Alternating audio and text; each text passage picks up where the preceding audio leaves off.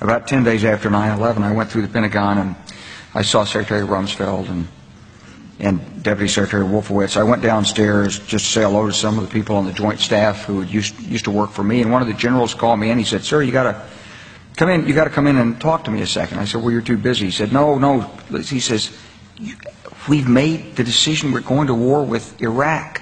This was on or about the 20th of September. I said, "We're going to war with Iraq. Why?" He said, "I don't know." He said, "I guess they don't know what else to do."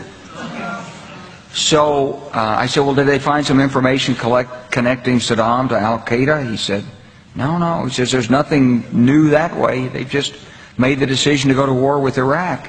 He said, "I guess it's like we don't know what to do about terrorists, but we've got a good military and we can take down governments." And he said, "I guess if the only tool you have is a hammer, every problem has to look like a nail."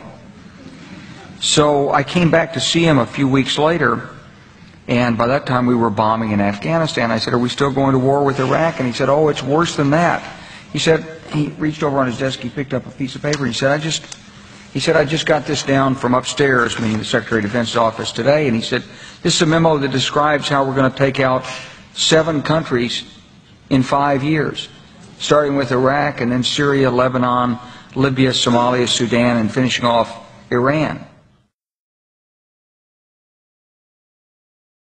The truth is about the Middle East is, had there been no oil there, it would be like Africa.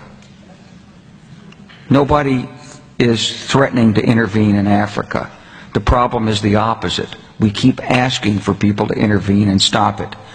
And there's no question that the presence of petroleum throughout the region has sparked great power involvement.